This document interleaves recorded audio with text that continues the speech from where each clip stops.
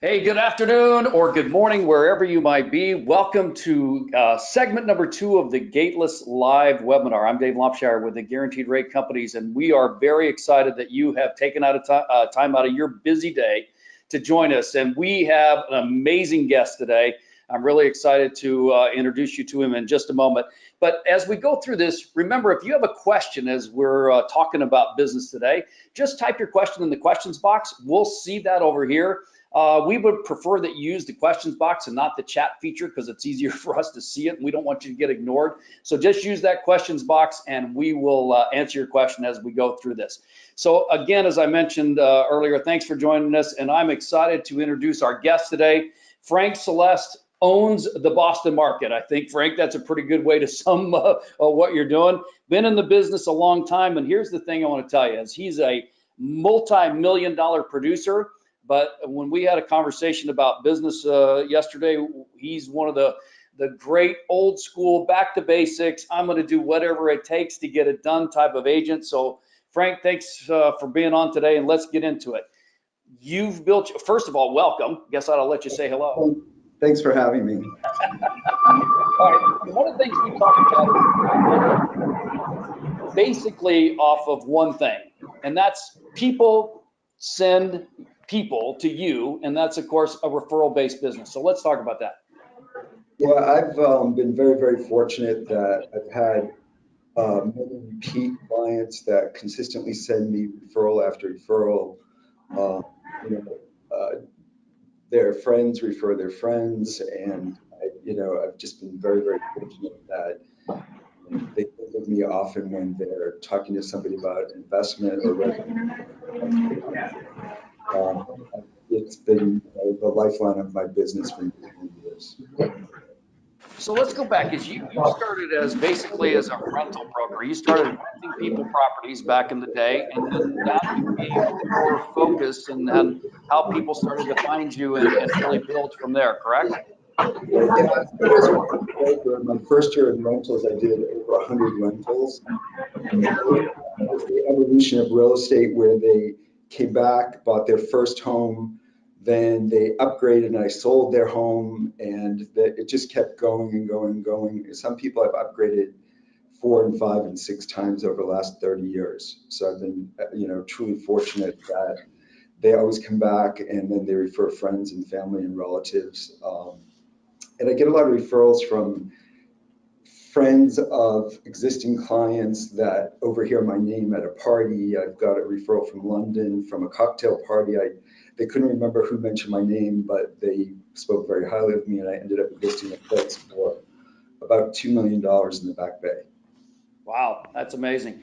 So let's talk about the Boston market right now. We're going to get into some of the things that you do as far as your business goes. But I know that you have a lot of ownership of the Boston market. We were talking about dominating your market and all that stuff, and you kind of were a little resistant to that term. But you know the market backward, forward, sideways, right, and left. So let's talk about your strategy there. How do you do so well in that very competitive Boston market? I've focused on a couple of main neighborhoods, but I've gotten to know them so intimately that, I'm in the market 7 days a week. I've set new price per square foot, like probably a couple hundred times over my career. So when you're in the market all the time and you're listing and selling and doing market studies and advising people, and I get a lot of calls from appraisers because a lot of the comparable sales that they need are mine. And then the trade-off is they tell me what they're appraising. So it's kind of a give and take so that I know what's going on with other properties that aren't even my own direct, sales or listings. So I guess it's by being in the market, on a daily basis, and just being in queue with all the right people, all the top brokers, and just staying abreast of the market. Got it. One of the things I noticed is that your listings have a large variation. I mean, you've got multi-million-dollar properties and, some less expensive single-family properties. So how have you chosen to really, kind of position yourself in that market? I mean, you basically will do anything, right? Uh, Almost, no. I'm just, No, uh, I get that. it's basically, it's because of the referrals. I just got a referral from a client that moved back to Moscow for a listing in a small neighborhood outside of Boston, part of Boston, Brighton. And at the same time, I'm listing a that was like 459,000.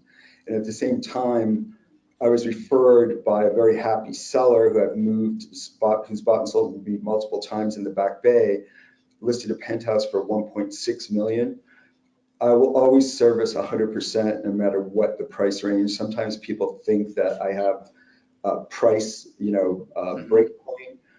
I think that everybody deserves the same treatment, the same service, and it's a golden rule. You want people to treat you the way you treat them. So I always do my utmost to market it, whether it's 200,000 or $5 million. And I Got think it. that's been the lifeline of my referrals because I don't deviate on service based on price or transaction amount.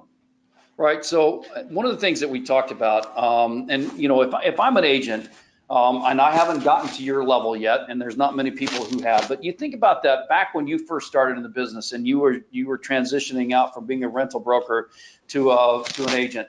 What are some of the things that you did then that you still do today? So in other words, there's a lot of things that we do when we're starting out as, and we call them basics, I guess.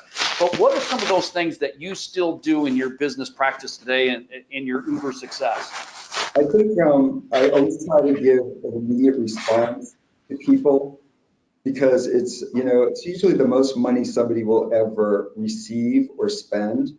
So it makes everybody anxious. So the faster you can respond, the calmer everybody stays.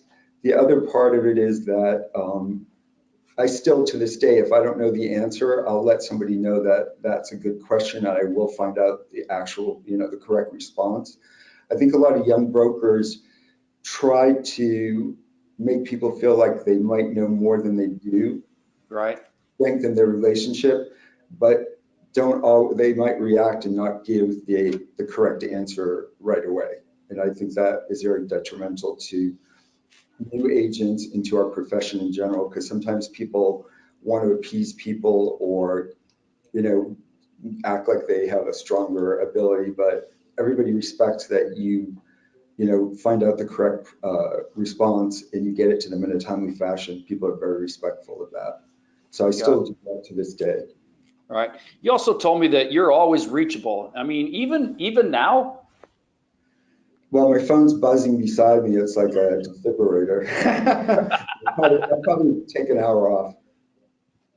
Right. But I mean, so Oh, somebody yeah, called you daily Saturday basis, afternoon. yeah, all the time. I get back to people, and with people are always shocked at how quickly I respond and how quickly my team responds. Right. Because I think with the everything online, it's everybody's immediate gratification, immediate response. So I think it keeps everybody's business in queue. So how do you do it? I mean, 140 million in sales last year. All right, that's a lot of properties, and I don't know how many units that is, but I'm sure you know your numbers exactly. And if you're out there and you don't know your numbers, you need to know them. It's one of the things I tell my loan officers all the time: know your numbers, know what you want to do, and how you're going to get there. But I mean, what's your team makeup? How do you guys pull this off? That's a lot. That's a lot of sales, man. It is a lot of sales. I have a phenomenal team. I have 5 buyer agents and a full-time assistant. My buyer agents also pull in listings. I do a tremendous amount of listings and I do a pretty decent amount of, buyer representation. Hmm. I think it's that everybody makes themselves as available as possible all the time so that, I'm at open houses most weekends. I'm showing property at night. I'm listing 24/7. So it's not like a schedule. It's just we react to the need and fill it. Got it. All right, so you mentioned my favorite topic, and a lot of people hate it when I mention this, but the two horrible words, open house, right? Mhm. Open houses to me are a great strategy. I mean, there's a lot of people who say they never sell a house off an open house or a listing sign. I don't know about that. the thing is that it's an opportunity for you to meet people. So, I know that you still do open houses. So let's talk about that. What's your open house strategy? What do you do with them? How do you do it? And Yeah, I do as many open houses as I can. You get a chance to meet people, engage with them. I get a lot of listings from open houses because people are basically interviewing you as to how you show other competing properties or properties in general. I've gotten a lot of direct sales from open houses just in the last 30 days, probably over $2 million of direct buyers. wow. Mhm. So what do you do with them? How do you do them? How do you set them up? How do you promote them? What's your open house strategy? Our open houses are promoted in a local journal called Boston Homes. It's actually on a map, so Mhm. people can actually follow the map in different neighborhoods in Boston.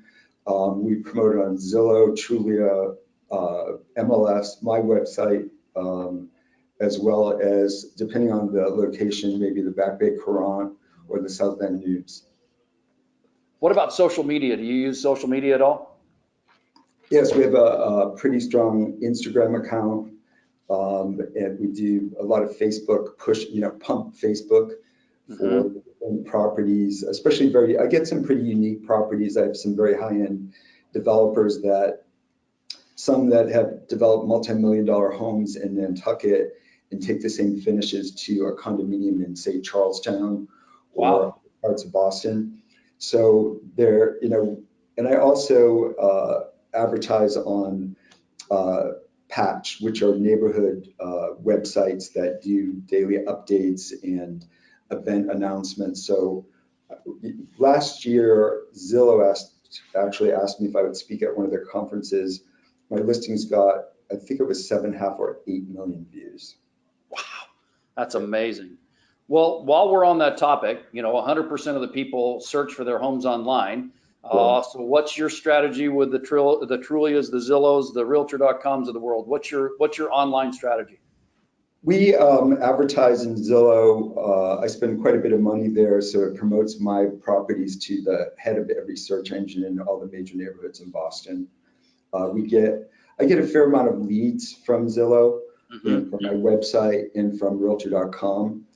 And unless it's a direct listing lead, but one of my listings, my team members will immediately respond. So we usually respond within 5 to 8 minutes of Got it. anything that comes in. And so a lot of people search for homes at night. I mean, are you having your people respond after hours? If somebody sends us an email at 9:30, that means that they're up at 9:30. So we'll, probably after 9, we'll email first or text before we would call. But Right. during the day, we would call and email. Call first, then email. Because we find that if you don't respond within a few minutes to somebody's inquiry, they're going to go on to the next one, right? Correct. Yeah. Correct. So it's very important. Oh, the Here's, other thing that we Go ahead. sometimes do, we'll schedule a time to talk to them because if somebody's emailing from work, they may not pick up their cell phone or be able to engage in a detailed interaction. Yeah, that is absolutely correct because some people do work at night and they're on their work computers and they can't respond right away. Right. So here's something that I learned about you that I think is phenomenal. You have sold more than one. You have sold a house 6, 7, 8 times. So how did you do I that? I love mean, how does that happen? that. I think that's the coolest stat I've ever Yeah, and I'm listing one in a week that I've sold 5 times. heard. I Wow. think that in a number of the times, I'm not the only broker in the sale, but people know that I have a history with the property. So even if they bought it through another broker, they come back for me to market it. I'm actually closing on one Friday. It'll be the 5th time, and I just put it under for 60,000 or 70,000 over asking. Wow. All right, Yeah. so let's talk about your crazy market. So here in Chicago, and by the way, I'm coming to you from Chicago. Frank's obviously in Boston. Love the technology for us to be able to have a live conversation. Take that CNN. Anyway, so here in Chicago, I mean, it's nuts. You know, in the luxury areas, we're okay. I mean, there's inventory and, you know, there's a few buyers, but you get below 850 or even sometimes you get it below 1 million. I mean, there's no inventory and every deal's a battle because, you know, the offers are coming in above asking and, you know, properties aren't appraising and you know the battle every day. So what's your strategy to really own this crazy market right now? Well, I've been very fortunate that I've dealt with a lot of old line building owners from my background. We still do probably about a $500,000 a year, my group in my team, in rental commissions. Hmm. A lot of those clients are now unwinding their portfolios. So I sell a lot of buildings off market that then get converted. So I'm constantly very fortunate in getting inventory to list and sell. I know the market's been very tight in general, but we've been very fortunate with creating our own inventory internally. And you also mentioned that you know, you've got some of these properties that are selling before you can ever get them on the MLS. Yes, a lot of times the larger properties are usually sold off market. The retail or condominium properties, sometimes people will offer substantially over asking to not go to the open house with the property. Got it.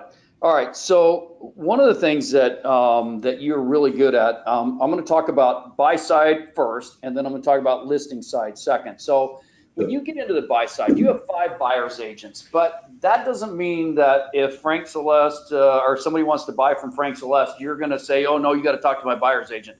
One of the strategies I like about you is that you're very wide ranging. So let's talk first about how you go find the buyers. Obviously, you're getting Zillow and Trulia leads like we talked about, but how are you finding the people that your buyer's agents are talking to? So I'll give you a great example. I did an open house on that condominium that was referred to me by my Russian client. Hmm. I did an open house. I we just closed on it. I met a lot of people. I met a very young couple. He's a computational biologist and she's a Harvard medical student. And we engaged at the open house and we just sold them a property yesterday. But we're constantly looking, constantly looking. So I introduced them to one of my team members on one of our showings, the one that they happen to buy, so that Hmm. they're fully serviced. We always make sure that they're fully serviced. So it's either through open house engagement, Zillow, Trulia, or my website leads and I'm usually involved in the background of every sale. I know exactly what's going on, who's buying what the terms are. We have a couple of highest and best offers in motion this morning. So I meet, my team members reach out to me. I'm always accessible to them because we always want to do what's the best is for our client, whether it be the buyer or the seller, to do the highest and best possible service and get them either the lowest possible number or the highest possible number.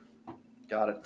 So, all right. So you find the buyer, they find the house. How do you manage the transaction? What's your procedure? I mean, first of all, obviously you got to manage it internally, but then you have the external process with your lender relationship, your title relationship, all of those, you know, inspector relationships, insurance, all that stuff. What's your management process for the transaction once you go into contract? My team is very strong, so I have an unbelievable assistant. But if a buyer's agent sells a property, they manage all the scheduling of the.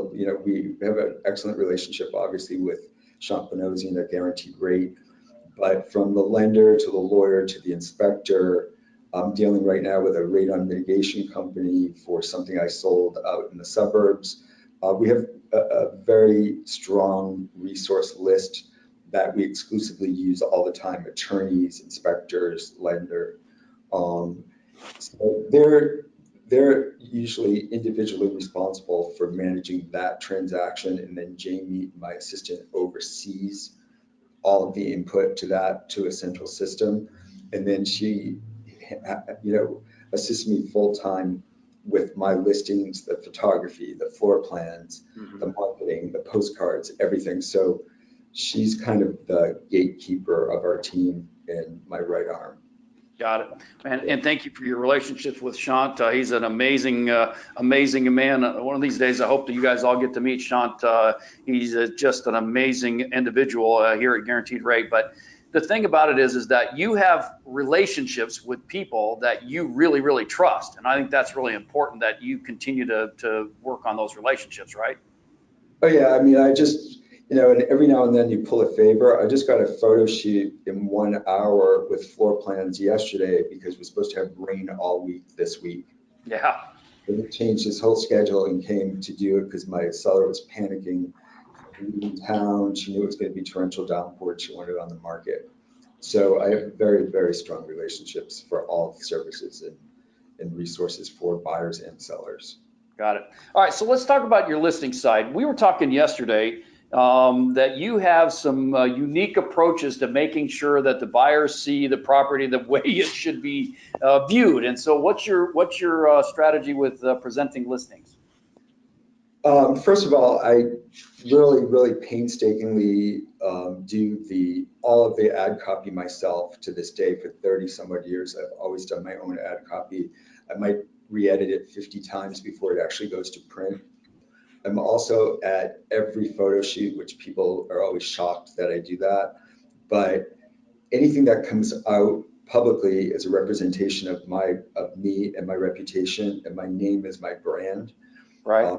Anything that I have been able to do because of the, how detailed and how exquisite the photography is for a lot of my listings, is that Boston Magazine, Boston Globe, Boston Herald, they ask permission to view my listings or borrow my photos. So sometimes it gets unbelievable worldwide exposure. I have a very strong relationship with a number of real estate publications, and last week I had one in the Back Bay, front cover of the newspaper. This week I have front cover for Charlestown Townhouse that's never been on the market coming on. Wow. So we get, in between Zillow, MLS, and Realtor.com, but we have great exposure and great relationships with every major publication in the city of Boston. I was just quoted in Boston. They asked me if I would do, a write-up about Charlestown because I have very, very strong roots here. And I think I've sold over $1 billion in my career, but I don't think anyone's sold more property in Charlestown than I have. Wow, that's amazing. And you talked about something yesterday when we were kind of visiting a little bit about your marketing of the place. Have you ever not? I mean, do you ever slow down? I mean, you go hard. Those are the two words that I wrote down. You go hard all the time. So how do you balance your time, man? I mean, how do you fit it all in? Because you're at every listing, you go to open houses. I mean, dude, you gotta be working 24 hours a day, 7 days a week, right? Well, no, that's, my assistant is invaluable, so she takes as much work away from me as she can. But I think it's a very personal business, and I don't think, some people might think I work a lot. I love what I do, and I enjoy the people that I meet and work with, and they're super loyal to me, and I'm very loyal to them. So if they need me, I'm there, I guess is how I would state that. And again, it's a very high emotion time for people when they're either buying or listing, because it's a lot of money, and I totally respect that. So I react to their needs. And sometimes I spoil people because they go to other states and then they ask me if there's any way I can list their house in New Hampshire. Can I do the ad copy for their house in Florida? And I'm like, Frank draws the line at the state line. That's probably a pretty smart strategy. Yeah. All right. So there's a lot of people listening to this today, that want to take their business to the next level. And one of the things that I love about you is I might have said this earlier. I could drop you anywhere. Speaking of state lines, I could drop you anywhere and you could sell a house in 4 or 5, maybe 6 days. How? What do you do? I mean, coach us on being a better real estate agent. Well, I think, there's so much. The other thing too that I don't think a lot of younger brokers realize is it's some ways easier now than it was when I first started.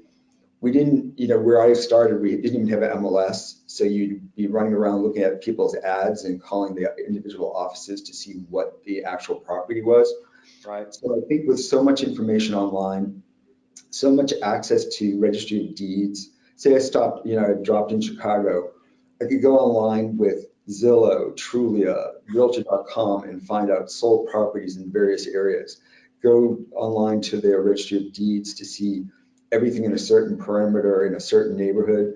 I think if you drove around for a day or a day and a half, Chicago's pretty big, not as, Boston's not as big, but I think you could get a feel for the areas that have amenities, their proximity to the financial services locations or downtown offices.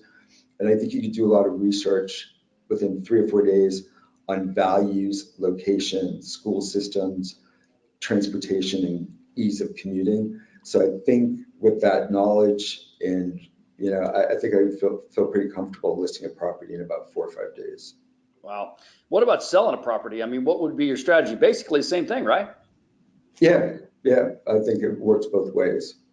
I'm a very strong listing broker because here's how I look at real estate from a listing standpoint is I price to the market. I don't underprice, I don't overprice. But if you're in the market every day, then you know what the hot buttons are, what the shortfalls are on other properties, what people are looking for, and what they'll deem a value when they walk into a property.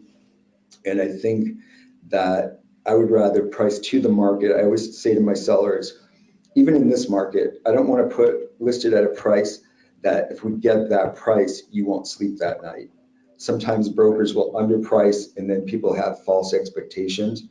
So I always say to my people, can you sleep tonight if I get you this price? And they say yes. Got it. Get them more, then that's great. Yeah, so knowing your market, but I like this, be in it every day. And so you draw the line at the state lines. And I mean, I know Boston's a big Yeah. place. I mean, and it's consolidated. In Chicago, we're big and we're wide and we're giant. What do you think about, you know, more than state lines, maybe, county lines or even neighborhood lines? What's the strategy with being able to manage your area?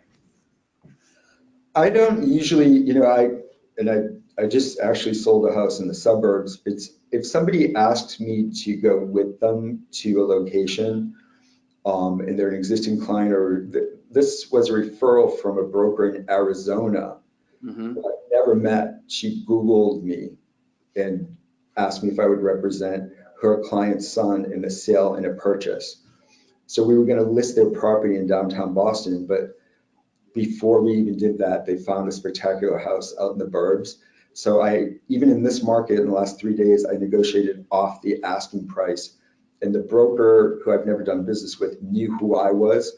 And that helped us in the negotiations, giving them peace of mind that even though we negotiated a lower price, that my people would close.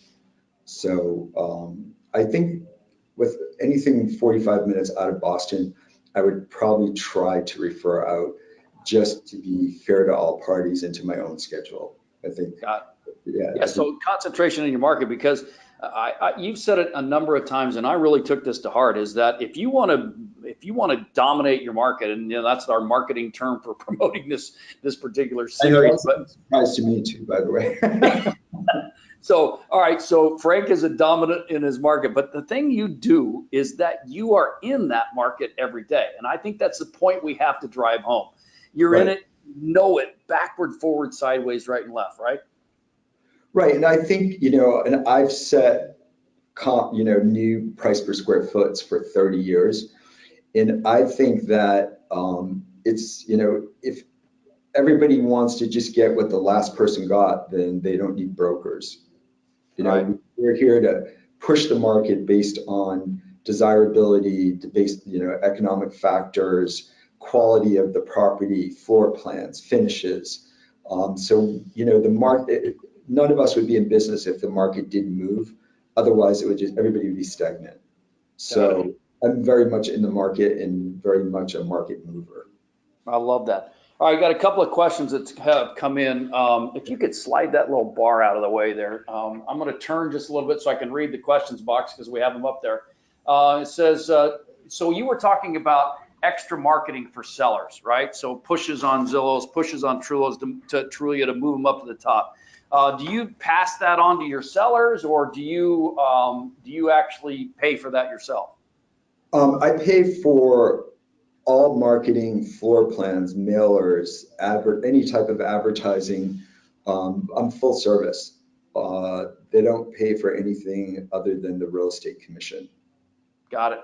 Another question, and I love this one because you're really good at this. What is the best way to evaluate condo prices based on the unit floor? That's a tough one, man, and you're the master at this. If I'm pricing a new building, in all things being equal except for the floor differential, Right. I go up 2% a floor to possibly 2.5, depending on where it is.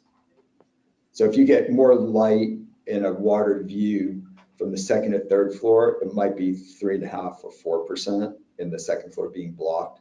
But if it's all things being equal, I usually go up 2% a floor. Got it. So obviously view is always critical, amenities are always critical, but I love that strategy, 2 to 2.5% if the view and the amenities are the same, right? Correct. It's just As you go the lighting is better as you go up, and some people have an affinity to a second floor or above just for their own personal comfort. Got it. All right, here's a good one. So looking back, what was one thing you did, or what was the game changer in your career as you look back? Was there ever an aha moment, or holy cow, this is working now? How'd that come together for you? I think it was probably when I sold my first development property, like my first multifamily home, Hmm. and knew that I was going to be involved in the redevelopment regarding the floor plans, the finishes. I thought that was unbelievable that, someone was spending all this money and then they wanted all my direct input because I knew what the buyers wanted. And I, done the numbers because I was already starting to sell a lot of property at that point. So they needed my, somebody will pay 10 million for a building if you can show them they can make 5 million on the other end. Right. Got it.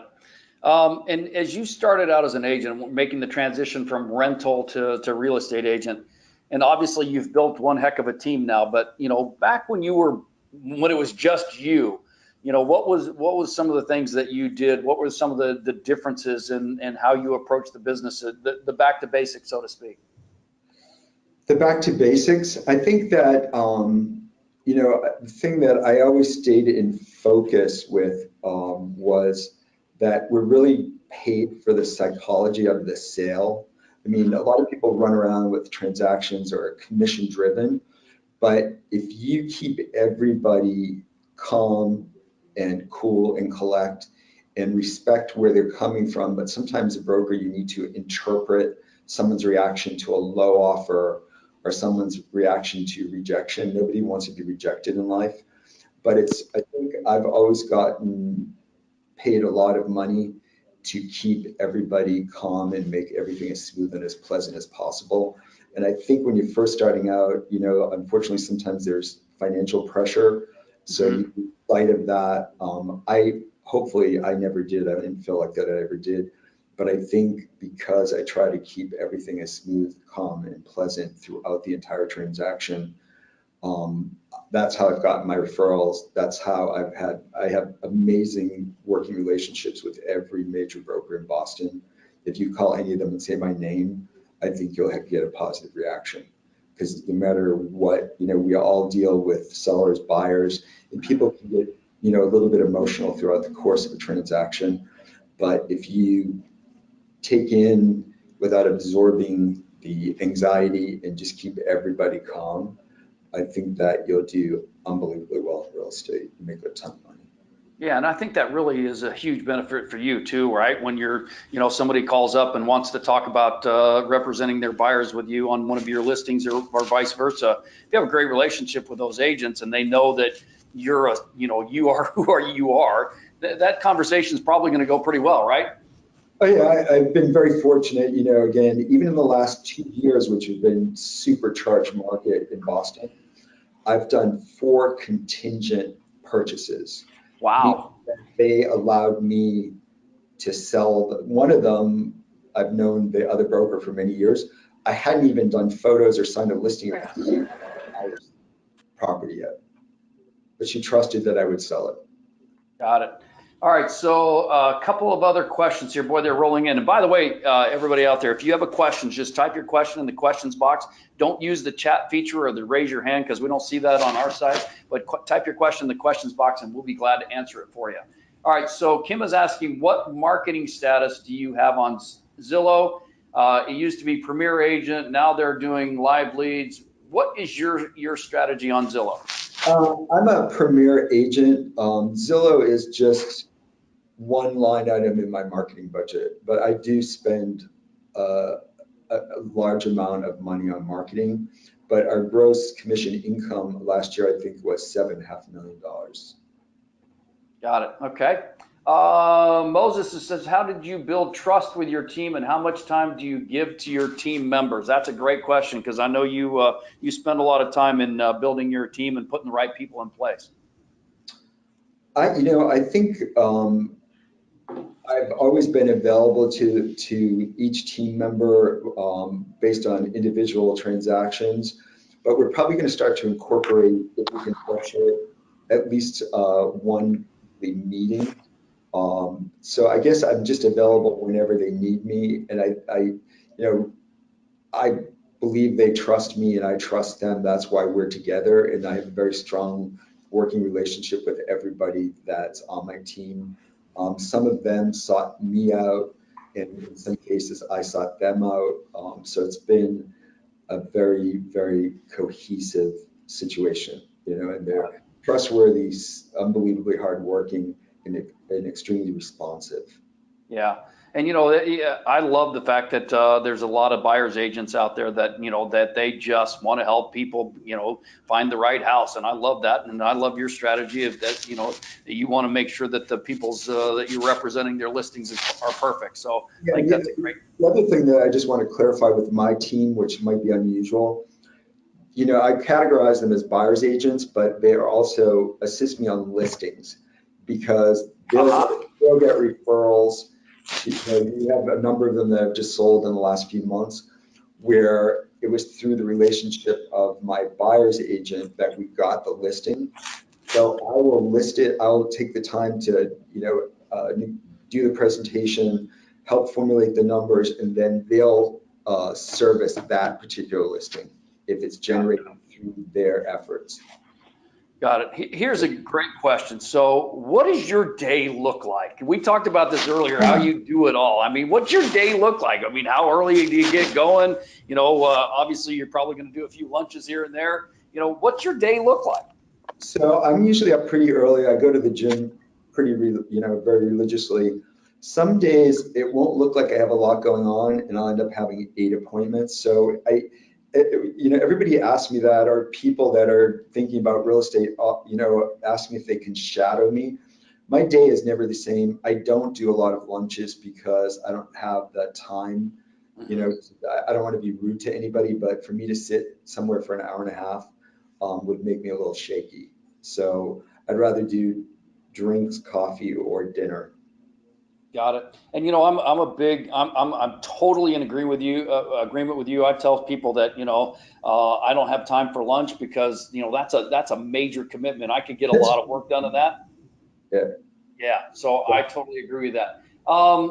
Here's a great question. So this is going back to that basics. We were talking about that your listings get featured in a lot of magazines. How did you build that relationship? I mean, how did you get that out there to those publications that recognize your great approach on how you present a listing? A number of them approached me initially because don't forget, we have the job of selling real estate. They have, the manager of a real estate section of a newspaper, they have a job to fill the pages with beautiful properties or the pulse of the market or market trends. So you're helping them when they're helping you. And sometimes, I'll get a last minute call, property fell through is that, you know, you have this beautiful property, and I usually try to be as accommodating as possible, which I'm not sure every broker is, to very short notice requests by publications, or, you know, when they ask for permission, or every property, you know, not to give away all my secrets, go to a number of major publications, every single listing I have. And some Nice. they go in, sometimes they don't. Other times, one that I sold with 9 offers over asking, I didn't push it out, but it was so beautiful, 3 different publications picked it up 2 days after it was under accepted offer. Wow. And you have somebody that helps you stage, right? I mean, I know that you're very involved in that, but you have a pretty good stager, right? Yeah, I actually, you know, I will give them an outline of what I think they should do to achieve the maximum, you know, value, but I don't want to just throw out the problem without the resolution, because then it becomes another job for me. So I have Right. an excellent stager designer named Deb Ellis, who will go in and, you know, embellish what I've even said about maybe some corrective or cosmetic upgrades. But she has all the resources: painters, plumbers, electricians, floor sanders, window washers, house cleaners, rental furniture, accessories, art, you know, consigning companies. So she can pull everything together. And I think my client base are usually double income, you know, high net worth professionals that don't have a lot of extra time to coordinate a floor guy, a window cleaner, or, you know, house cleaning all at various times. So she takes the reins and will be the go-to person, which people have thanked me profusely for saving them so much time, energy, and money with her. That's awesome. That reminds me, you were on This Old House, right? Yeah, you reminded me of that when I looked much younger. It was like 102 years ago, I think.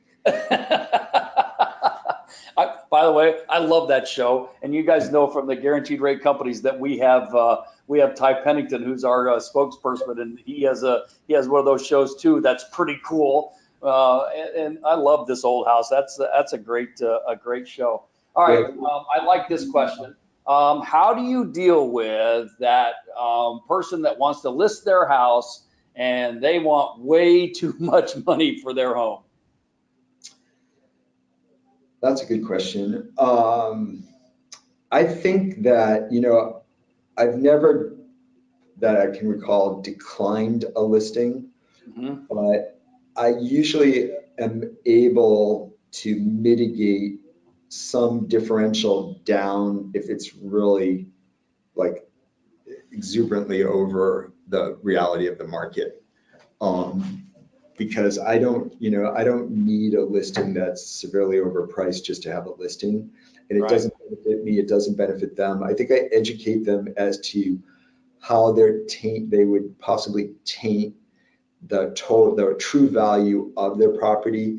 Because historically, if it's way overpriced and then you start doing price reductions, it always ends up below what it should have come out of the gate at, Right. because people just think they just follow it down. In historically, I think you get 5 to 8% below what it would have sold for had you come out of the gate at the correct price. Right? And then you get those low ball offers and it just becomes a nightmare. All right, so we're Adults are pretty educated. I think if you give them as much factual information as possible and back it up, and, you know, I mean, I've even had appraisers get involved. The other thing I think brokers underestimate is the value of relationship. I have great relationships with 3 of the top appraisers in all of Boston that are very seasoned. So even if I think I want to push the market and it might be aggressive, I'll run it by them. Or if I have a problem in an area that somebody wants an, you know, very strong price, I'll run it by them to see if there's some off-market things that they've dealt with that I'm not aware of. So they're an unbelievable resource for brokers, and I think brokers grossly underestimate them. got it. All right, so we're starting to get close on time here, and I want to get everybody back to work. And Frank, this has just been amazing. So you've been doing this a long time. You've worked in every market condition. You've seen the ebbs, the flows, the roller coasters that we ride as being in real estate. What do you see for the rest of 18? What do you see for the next 2 to 5 years? I think the rest of 18 will be extremely strong, and I think that, you know, there'll still be appreciation over the next few years, maybe not as strong. But things cycle. Like the last couple of months have been unbelievably busy. We were up 20 or 25% over last year already, my team. Right. Last year was a phenomenal year, but I think it'll be a very strong year overall. And then I don't see any bumps in the road. I think human nature, when things go down, people think they're going to go down or think they're going to go up. And when they go up, people think they're going to go down. So I think the market is super strong and will remain very strong and stable for the next 3 to 5 years. Got it. Well, we still have a few questions in the questions box, and we're going to not be able to get to those, but thank you for your questions, and we will get you answers to your questions. We'll follow up via email and send you those things. Frank, I'm just so excited that you took time out of your busy day to really share your insights with us. Final words as we wrap up here today. Yeah, okay. My pleasure. I really appreciate it. It's been great speaking with you as well. Got it. All right, great. Well, on behalf of the Guaranteed Rate Companies, we appreciate you guys coming on to Gateless. Remember, Gateless is the best coaching site in the planet, as evidenced by the last 45 minutes with one of the best of the best. And of course, that's Frank Celeste. Go to frankceleste.com and you can see about his business and his website, which, by the way, is absolutely phenomenal. You can learn more about Frank that way, and you can see more about what he's doing in that marketplace. We will be back with you in a couple of weeks. Of course, we had Mario Greco last week. We got Frank Celeste this week. A couple of weeks, we're going to have another special guest for you. We've got some big announcements coming out about our webinar series. So stay tuned with us. Use Gateless as a great resource to help you build your business. And of course, on behalf of all of us here at the Guaranteed Rate Companies, thanks to Frank Celeste, and thank you for joining. I'm Dave Lopshire. Have a wonderful day.